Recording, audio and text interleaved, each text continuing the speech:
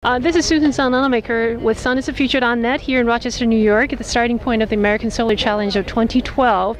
We have here Professor Rutherford, George Rutherford, who's a physics professor with the, can you tell us a little bit about the ISU, or Illinois State University's experience with American Solar Challenge? Well, we started in 2005 with a used car bought from another team, and then gradually worked our way up until the third generation of that car became our very own. We made one from scratch in 2009, raced it in 2010, 2011. Then they changed the rules, which we had to then go back and reconfigure the entire car. So they started from scratch again and built Mercury 4, which is the model you see here. Okay. Can you tell us the rule change that happened? The rule change was they reduced the area of photocells you could have, and they also changed the amount of batteries of the different varieties you could have, the weight of batteries you could have, essentially to make it more competitive, so that money didn't necessarily always win the day. That's important, isn't it? Because when you think of when we were at World Solar Challenge last year, there were some cars that spent $2.5 million, and that's a very different type of race, isn't it? It's a very a different pond to be in. This one, we have, counting donations in kind, about 40,000.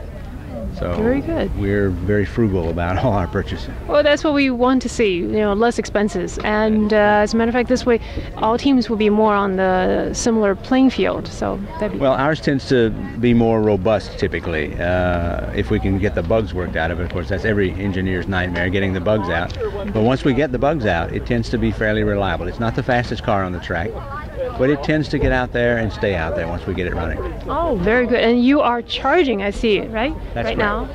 They're also not only charging, but they think there might be a funny connection somewhere in one of the subarrays, so they're under there trying to pin it down so that we can see if it's a bad solder joint or if there's a cell that's gone bad we need to replace. Is there any restriction on number of hours you are all allowed to charge, or is this is very flexible? Once the race starts, yes. You can do anything you want to up until now, and when the race starts tomorrow morning, actually they will probably impound our batteries tonight. Then once the race starts, you're allowed to charge for 2 hours in the morning, 2 hours in the evening, and then of course during the race you can charge. But then you're not allowed to charge any other way, and your batteries are impounded, so you can't sneak a power supply into the trailer and charge them up that way. So from now on we'll just be getting 2 hours of free charge in the morning and the evening, and then all day while on the road. How much power do you think you can get in 2 hours? Well, it kind of depends on how far we've run the pack down, but usually the 2 hours in the morning and the evening are enough, if you've had decent sun during the day, to get you back up to a reasonable charge in the battery so you can run the next day. The challenge is looking at the weather report, and if it's going to be cloudy all day, then you have to slow down and maybe stop a little earlier to charge so that you can point the array toward where the sun should be. And managing the energy budget becomes more critical on a cloudy day. Would you say there are about 40% of new members or old members on your team? This team has about 40% are old members and the rest are new members.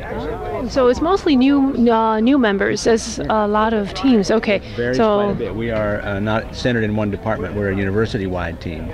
So we have had teams that were mostly physics and technology majors. We've also had teams that had only one or two physics majors on them. So we've had one team that was a music major, a biology major, a chemistry major, international business, and renewable energy. Those were our 5 team members on that race. So fantastic. It can be quite varied.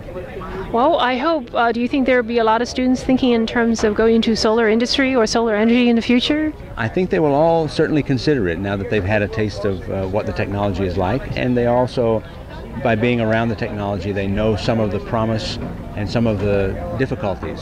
So that will tend to make them, I think, more receptive to a career in that area. Fantastic. Well, thank you very much, Professor Rutherford. And signing off, Susan Sun Nunamaker with sunisthefuture.net. Here we are with the Illinois State University's team, Team Mercury. Thank you very much. And you want to get a shot of both the team and also their charging top right now? Okay. Thank you.